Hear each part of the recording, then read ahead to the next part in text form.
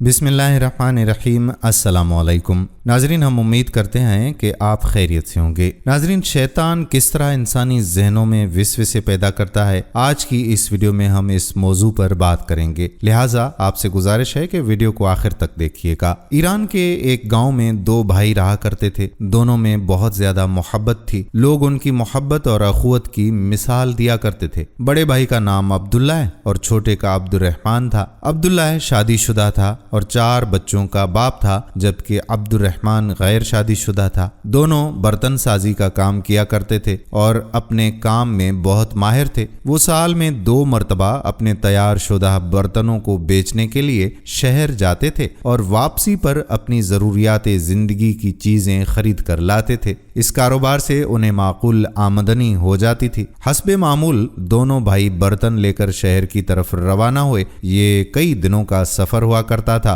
अभी वो शहर से एक दिन के फासले पर ही थे कि दोपहर का वक्त हो गया। उन्होंने एक सायेदार दरख्त के नीचे गड्ढों से सामान उतारा, उनके आगे दाना डाला, खुद वुजू करके नमाज ज़ुहर अदा की और खाना खाने लगे। खाने से फारिग हुए ही थे कि उन्हें एक शख्स के चलने की आवाज सुनाई दी। उन्होंने देखा कि गर्दो गुबार में अटा हुआ एक शख्स उनकी जानिब आ रहा था। उस शख्स ने करीब आकर कहा, अये दोस्तों, क्या तुम्हें किसी हमसफर की जरूरत है? बड़े भाई ने जवाब दिया कि क्यों नहीं, हमसफर की वजह से सफर आसान हो जाता है। अजनबी उनके पास बैठ गया और अपने मीठे लहजे से दोनों को अपना गर्विदा बना लिया। कुछ देर आराम के बाद सफर दोबारा शुरू हुआ। दौरान सफर अजनबी ने बड़े भाई को अकेले पाकर उससे हाल अहवाल दरियाफ्त किया और बातों बातों में पूछा कि सामान बेचने के बाद क्या तुम दोनों बराबर तकसीम करते हो? जवाब में बड़े भाई ने कहा कि हाँ, हम ऐसा ही करते हैं। अजनबी ने कहा कि देखो मियाँ, तुम बाल बच्चों वाले हो, तुम्हारा हक ज्यादा बनता है और मेहनत में भी तुम ज्यादा शामिल हो। छोटा तो अकेला है, क्या तुमने कभी इस पहलू से भी सोचा है? इस तरह अजनबी ने बड़े भाई के दिल में विसविसा पैदा कर दिया। उसने दिल में अहद कर लिया कि इस दफा वो ज्यादा हिस्सा लेगा। अजनबी ने इसी तरह मौका पाकर छोटे भाई से पूछा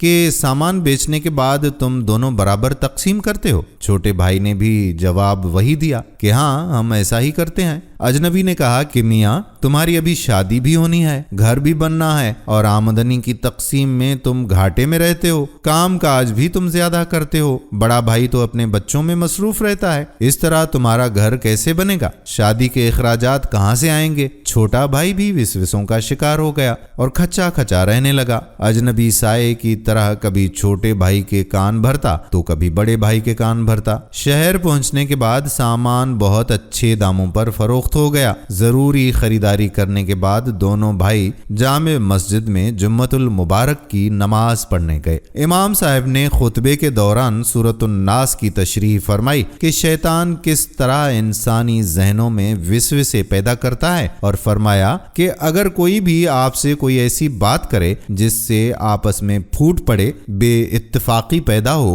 या हिर्स जाग उठे, तो आप लोग फौरन ला हौला वला कुव्वत इल्ला बिल्लाहिल अलीयुल अजीम पढ़ें। इस तरह वो शैतानी विसवसा फौरन गायब हो जाएगा। दोनों भाइयों की समझ में बात आ चुकी थी। मस्जिद के बाहर उन्होंने अपने दिलों को टटोला और एक दूसरे के बारे में गलत विसवसों पर फौरन ला हौला वला कुव्वत इल्ला बिल्लाहिल अलीयुल अजीम पढ़ा। अजनबी फौरन गायब हो गया। दोनों ने एक दूसरे को सब कुछ बता दिया और एक दूसरे से मुआफी मांग ली। उन्होंने एक दूसरे को दिल से माफ कर दिया और अल्लाह ताला का शुक्र अदा किया कि इमाम साहिब को उनकी रहनुमाई का जरिया बनाया। इसके बाद वो इमाम साहिब की खिदमत में हाजिर हुए और उनका भी दिल से शुक्रिया अदा किया, क्योंकि उन्हीं की बदौलत वो शैतान की मकरूह चाल से बच गए थे। अल्लाह से दुआ है कि अल्लाह ताला हमें शैतान की चाल से बचाए और उसके विसविसों से बचाए। आमीन। दोस्तों, वीडियो पसंद आई हो तो शेयर जरूर कीजिएगा। क्या पता कि 2 भाइयों में आपस में कोई दरार पड़ने वाली हो